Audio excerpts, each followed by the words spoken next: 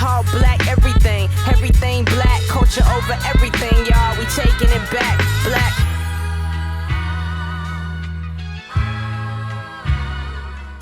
Welcome to Left to Black. I'm your host, Anthony Neal. We're on location today at the Sarah P. Duke Gardens here on Duke University's campus.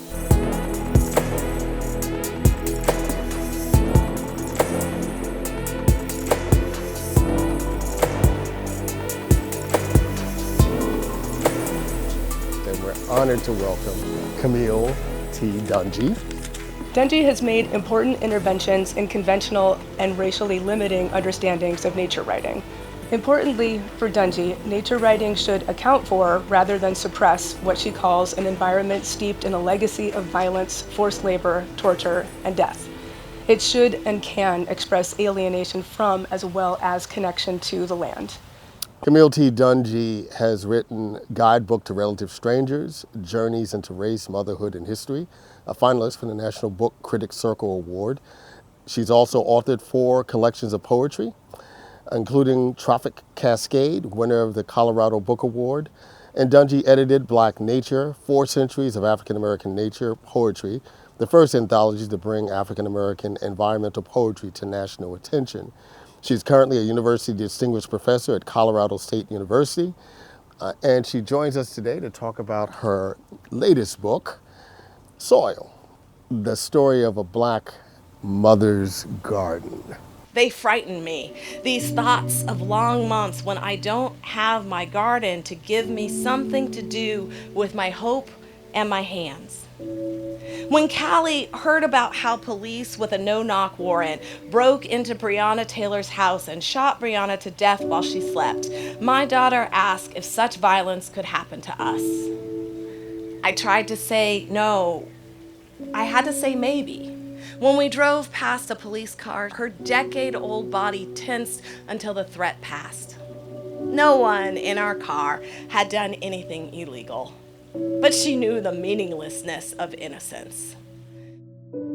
So let's start with the fact that you had won a Guggenheim and you were going to write a book, right? You had this interest in Black folks and nature, and we could talk about that kind of group of nature writers that you were responding to, and the tradition that you were writing yourself in, but that was the plan.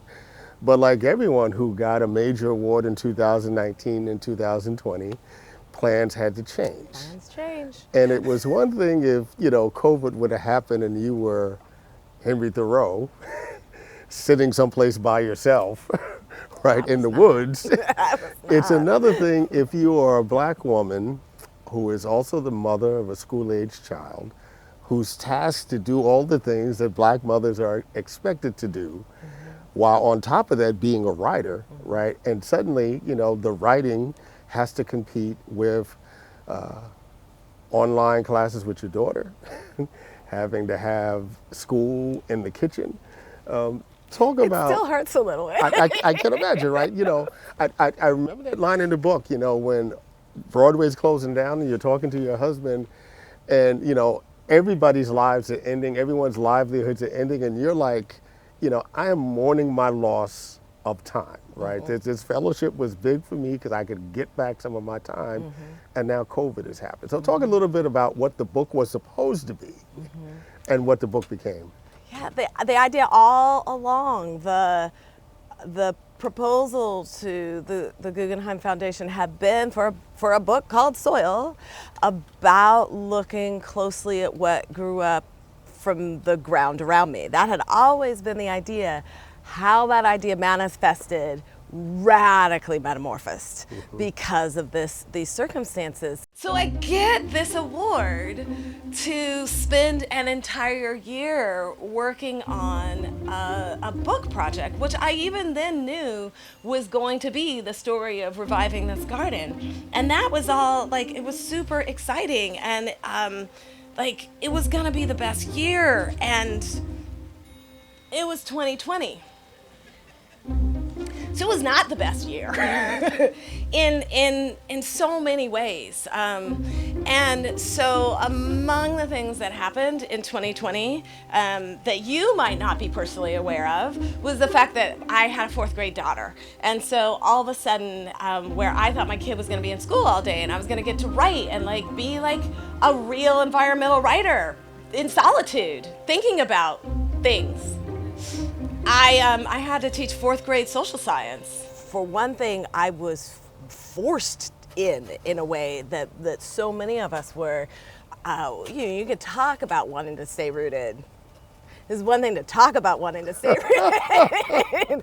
It's another thing for everything to be shut down, and that's your only option. And so the kind of attention that I was then forced to pay to the world right around our house, and then started to enjoy because it became this reprieve to be able to look out the window or walk around the house that I felt so stuck in. And so something that had gone from a punishment was able to be spun into this kind of reward and relaxation.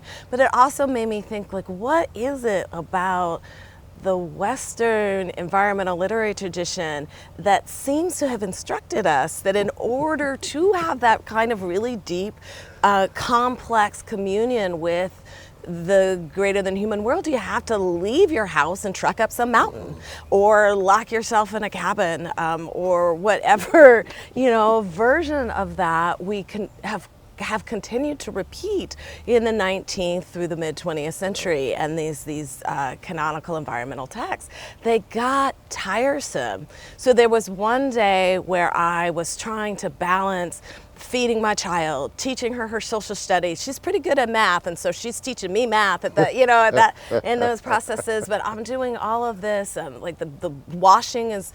There was so much laundry during that time. The laundry's going, and I'm listening to one of these canonical books on as an audiobook, and I just start slamming the dishes down on the table. I'm just clearly so frustrated, and my daughter just stops me, like, what?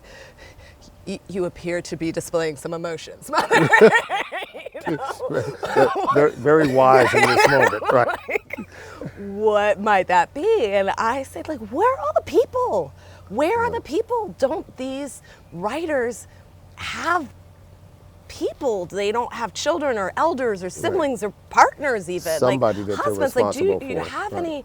Don't they ever do the dishes? I didn't get it, and I don't understand how that ethic of a solitary person in touch with the environment is going to advance the needs of our moment now, which is a communal problem. We need to be thinking about how, within the realities of our actual lived lives, most of which mean in connection with other people, we got jobs to navigate, we've got all these other things, how do we still build a really strong, ongoing, affirming, sustaining relationship with the greater than human world, right?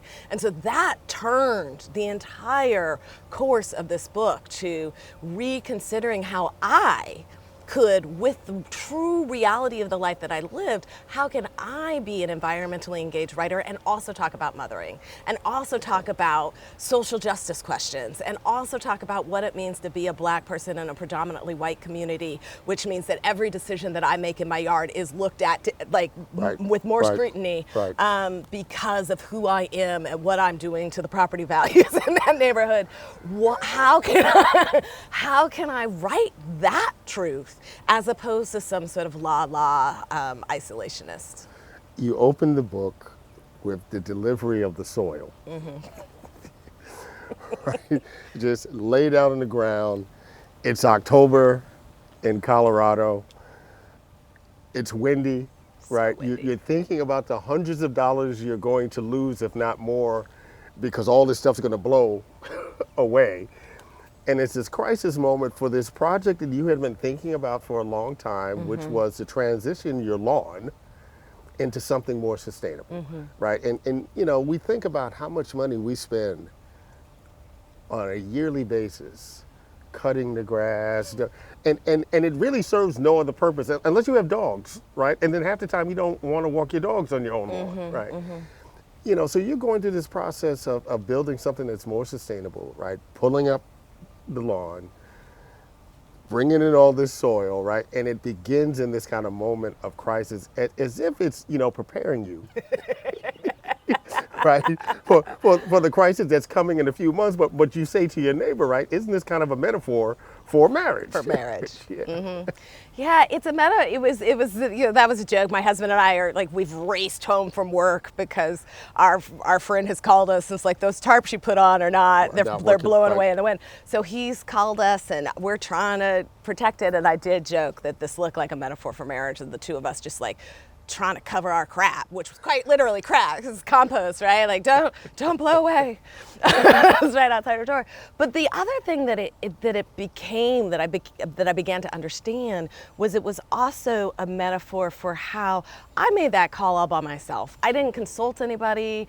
I just decided that I didn't tell anybody. This was the week. I had this project and I was going to call the people and I was going to do it. I didn't ask you, did anybody else look at the weather report and note that the storm front was coming in and maybe this shouldn't be the best week? So I learned right then at the beginning of this project, I needed community. You can't make lasting, sustaining, positive change by yourself. I needed to have consulted other people. I needed to, once I made the mistaken call, I needed my husband, I needed our friend, I needed the guy who drove by in his Mini Cooper with the things from his wife's she shed. I needed all of that help of the community to truly help make this work. So let's talk about this community. You moved your husband and your young daughter to Fort Collins, Colorado in 2013 to take this distinguished professorship at Colorado State. Yes. Your husband's a New Yorker, right? Yes. And that whole conversation about whether or not it's a duck, right there. The whole bird moment, right? If you're wondering, did I make a mistake here, right? So you move your family there, right? And it's not only that you're now in Colorado, right? And also dealing with the fact that it's higher up, right? Elevation, totally different. We're sitting here late April and you're asking me how my garden is. It snowed today in late April in Colorado. So I had to get used to that. But it's also white. That other kind, yeah. Right, and you use this kind of metaphor of this kind of white stuff that's kind of floating around and it's falling from trees. Right, it's kind of like, what the hell have I got myself into? How important and how difficult might it have been to build the kind of community that you needed to, that one would ultimately sustain your family during COVID, right? But also became useful for you thinking through this project, both in the real life sense, that you're trying to create a more sustainable space, right? But in the writing of the book. Yeah, I mean, most real action that any of us make towards some sort of positive change comes with a risk and at a cost, and that you will be pushing against some larger community's status quo to ask for that change. And so I said in passing earlier, this is a very real question for me to change the outward aesthetic of my house, because as a Black person moving into a community like that, there is a long and true tradition of a concern for the property values covenants, right. and the covenants and all of these things in the house. So these brown people move into this house, they're brown on the inside, and then they're leaving up all the brown stuff on the outside of the yard all through the winter to feed the birds, right? And it's a different visual.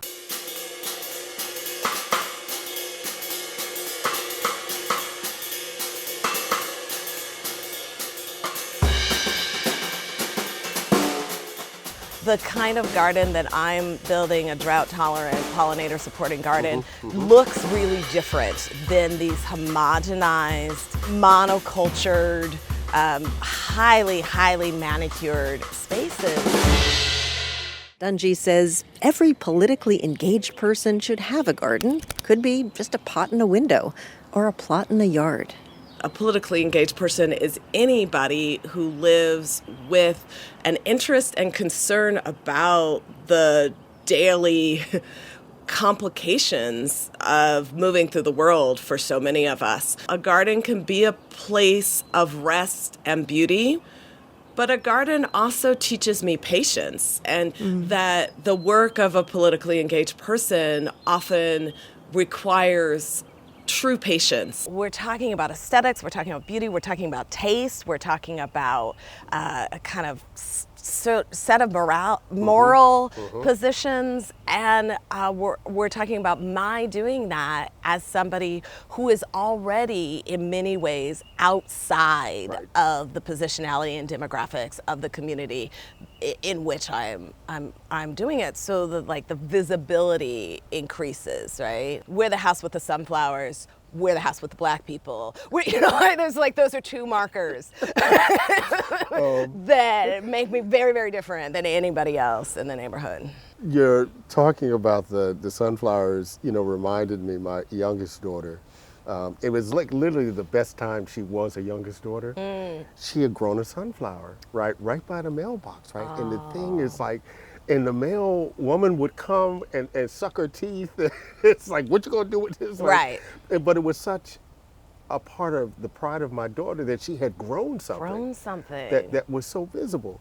But you don't call this woman Karen in the book, but she might as well be labeled as Karen. But the woman who's walking around your subdivision, right, with a notepad and taking pictures and a ruler, to measuring see how the height of the grass, and you get fined for a compost canister, right, $25 a day, right, and you joke, right, it doesn't seem like nothing, but you do that. That's every day. That's a month. That's like $800, right?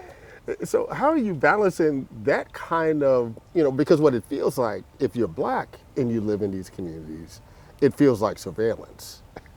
Right, not just a general concern for the upkeep of the community.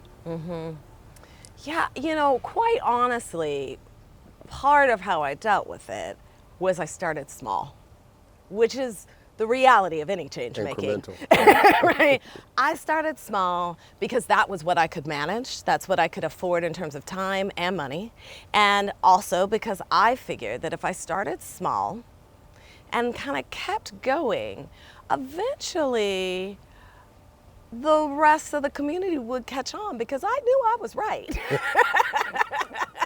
And the rest of the community would begin to see that I was right, and would be able to see how, right? They would be able to adjust their vision and their perspective more and more as it kind of grew. So that was my answer, but that big soil delivery thing didn't happen until 6 years into my time there, right? That big lawn that I did. The first was just this little central plot in the middle of the yard that I just built a little bit onto more and more every year. Or I'd go over to the rock garden and pull out a few of the rocks in the rock garden and do a few plantings. So by the time the major transformation was fully visible to people, it had been, in play for quite some time, which I think is the real answer for change making in general, right?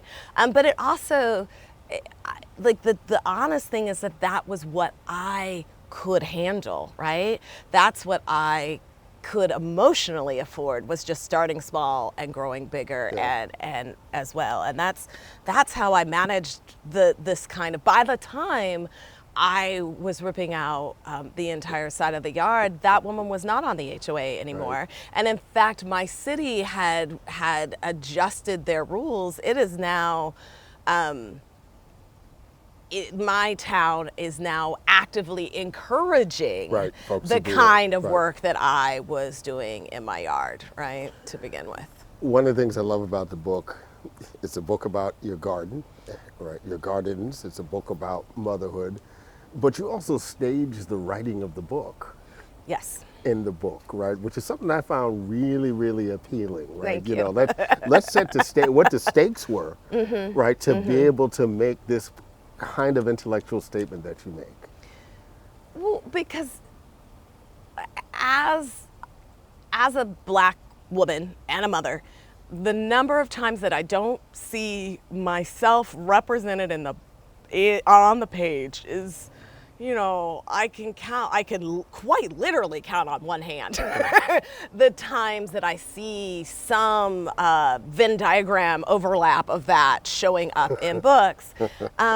And I wanted to disrupt that silencing and that absencing of the work that it took me to be able to do this, because I didn't want the next generation, the next readers, to think that happens without cost, right. that happens without work. But I also wanted to model how that work might appear. You know, I was waking up in this book very early before anybody else in the house. And this was like the 30 minutes that I had to do anything before I had to deal with the other things, that I wrote that into the book so that you know when and how. Or the time where I had a paragraph, it was a good paragraph about John Muir and like the legacies of all these things. And it was like I was on a roll, and then I was like, oh snap, I got to get my kid from school right before everything closed down. And I had to put that paragraph away. I didn't get back to it for months. But I wrote that into the book, as opposed to this sort of magical view that somehow writers are able to just pull their mastery out of the sky with no effort. I have a thing in Guidebook to Relative Strangers. There's a essay where I talk about being at the Yaddo Artist Residency. And a few of the other artists at dinner one night saying that they love this place because it's as if their rooms got clean and the food got cooked as if by magic. And I'm like looking in the kitchen at the women standing there, like, that isn't magic. That is the labor of women, in this case, labor of other people that makes that magic. And so I didn't want this book to appear like as if by magic I was able to do this engagement. I wanted to really show that in the book itself. I was stooped over in the laundry room loading the dryer when Ray asked, "What's the plan for dinner?" The light from the window cast a shadow of the yard's white pine across my back. In the summer of 2019, Poets and Writers magazine published an article I wrote that offered ideas about how to make time for writing despite a busy life. I opened that article with a quote from the Puerto Rican American poet Judith Ortiz Cofer. "I have to steal time from myself." So many narratives of women fighting their way into art look like women stealing time. I think of Toni Morrison, mother of two, scribbling on the subway during commutes between her home and her office. Or my favorite poet, Lucille Clifton, whose brevity matched the length of her children's naps. Some of her poems were as short as 7 lines. Between 1965 and 1969, Clifton had 6 children under the age of 10. Even early in her career, Clifton thought about the creativity some women never managed to cultivate. She wrestled with the responsibility she felt, and perhaps the honor, to find a way to write poems despite these obstacles. Her pen grew what one dictionary calls an arrangement of living material, a garden. You're primarily known as a poet, and definitely the language in Soil is poetic. How easily do you shift gears? I even sneak a few poems in. Yes, you do.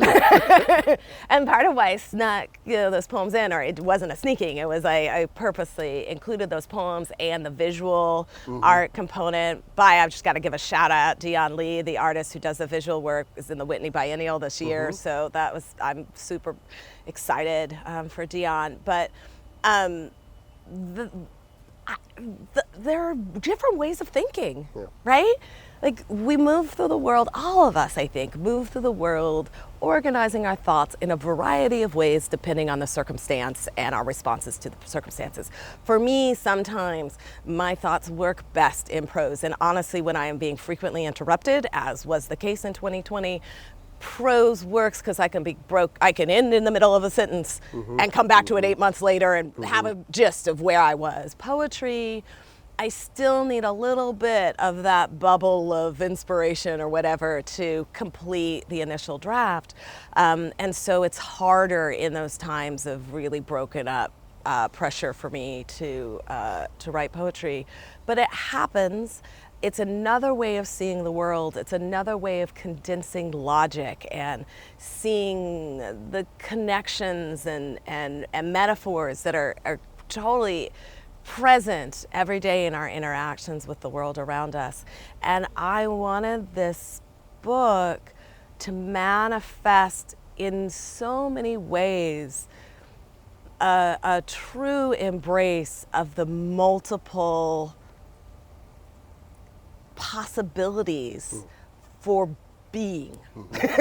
And so I wanted those poems in there. I wanted the prose language to be as poetic as possible at times. And then sometimes you get long periods where you get like a little bit of natural history and you find out things about pronghorns and bison and like I had to like flip into this kind of like botanist sort of language, like almost like a scientific language, or the history moments, right? And there's a kind of a way, it's another mode of discourse to write it with a historical lens. And I just wanted the book to make space for all those ways of thinking. Including the ghost of Hattie McDaniel. Including the ghost of Hattie McDaniel. Did you know that Hattie McDaniel had once lived in northern Colorado, right? Book. So that, I feel like, there you go, now you know. Your daughter is as much one of the main characters in the book as you are in the gardens. Yes. What was her response to your writing of the book and in the aftermath, right? How did she feel about being in part a muse, right? But so much a part of this particular work.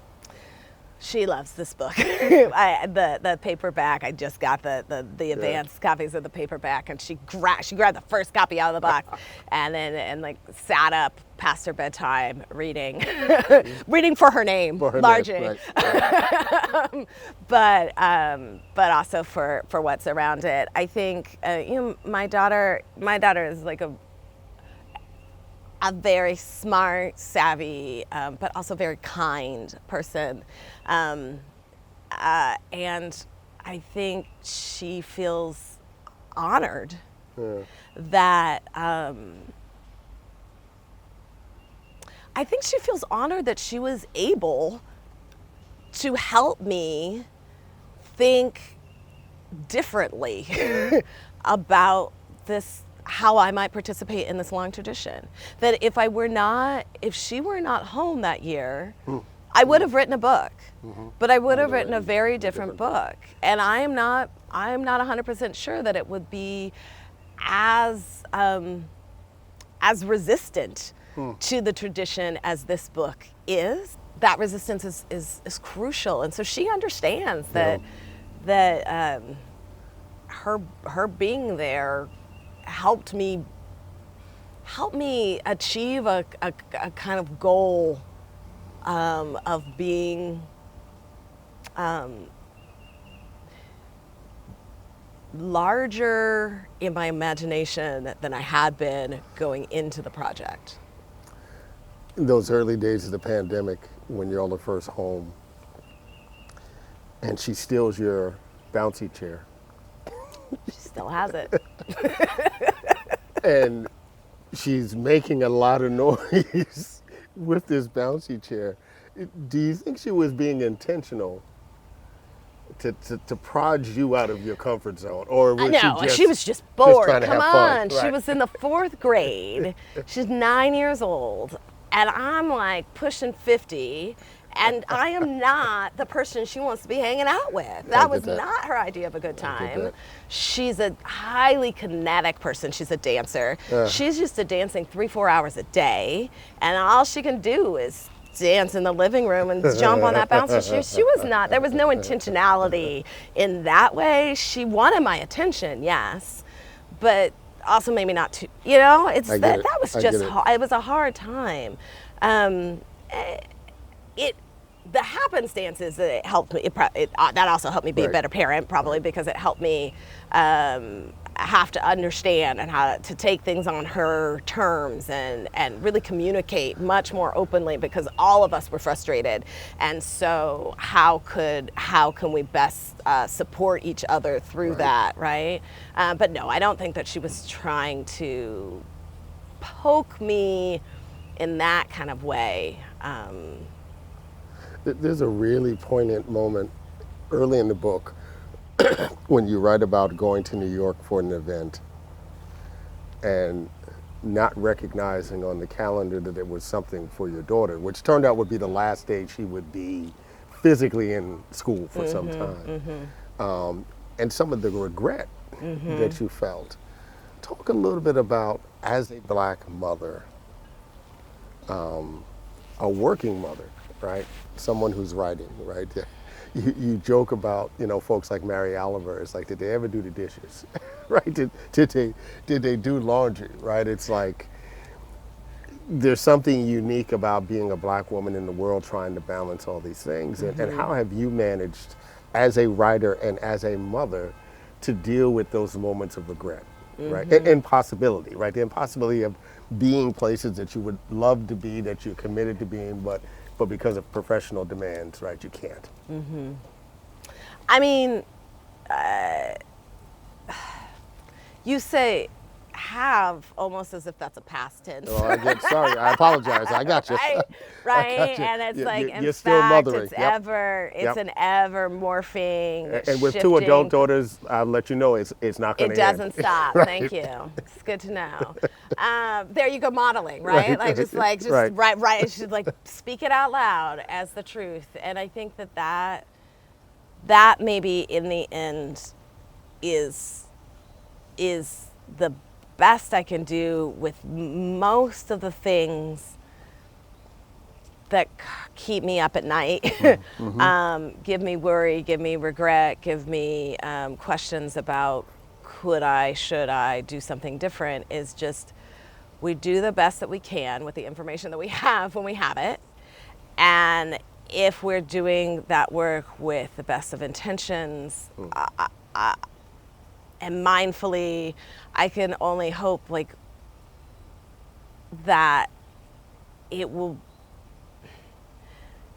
in the long run come to some sort of positive shift, but it's all very small, right? It's all the work that most of us can do in the world, and luckily also the mistakes that most of us can do in the world. Thank God, right.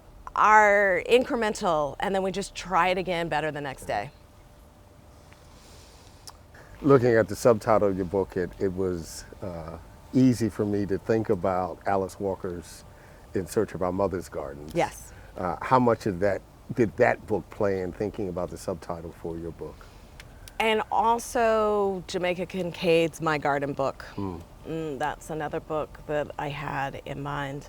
I'm always happy, with any kind of echo and accolade that I can share with Black women writers.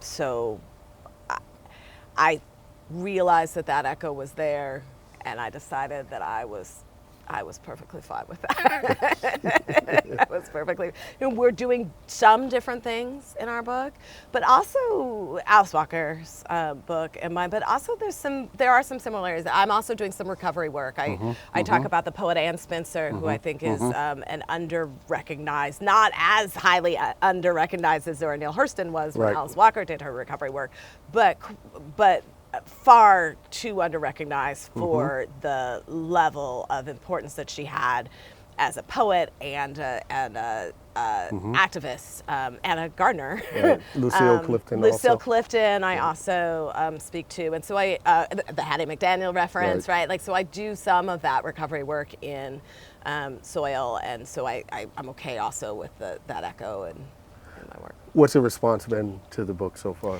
It has been remarkably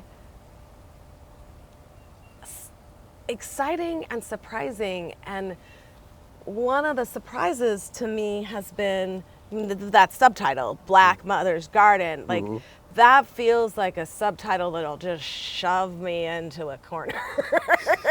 And that will be it. And there's just like a very, very small subset of the human population that will be at all interested. Luckily, Simon & Schuster made a beautiful book, right? Yes, like just like a gorgeous material object.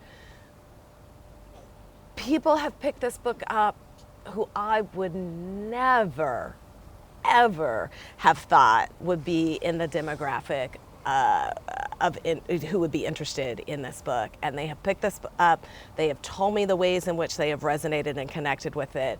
They've shown me that this vision that I have, that by planting intentional, loving care and support, like planting with those things in mind, actually planting in the garden, but also planting with language, that you can broaden the community of care and connection and intentionality so much further than you had ever imagined. And so that has been deeply rewarding to me, that the core ethic of this book, which is building a deeper, more sustainable, more supporting community, is manifesting out there with the readers. For years on the edge of California's coast, ship after European ship sailed past, an inlet kept safe inside a cloud.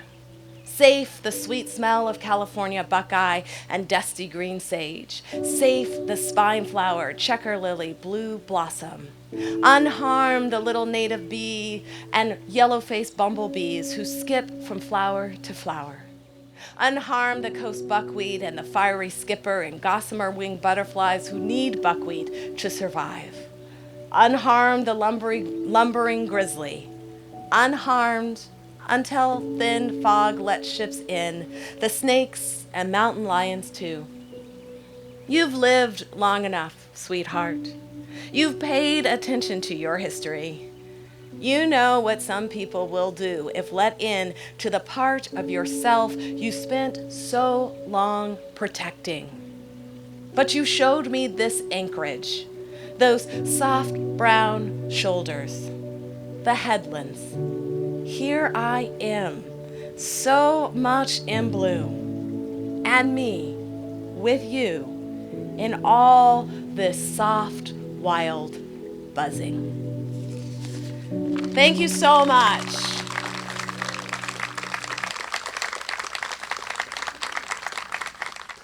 The book is Soil, the story of a Black mother's garden, and we were joined by the author, Camille T. Dungy, here at Sarah P. Duke's Garden on Duke University's campus.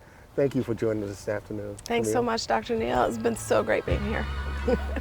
Blacks, they be hyping, I'm the light that lit your match. A black watch for all the times I watch MTV raps.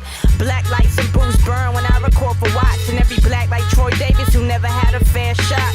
All black everything, everything black, culture over everything.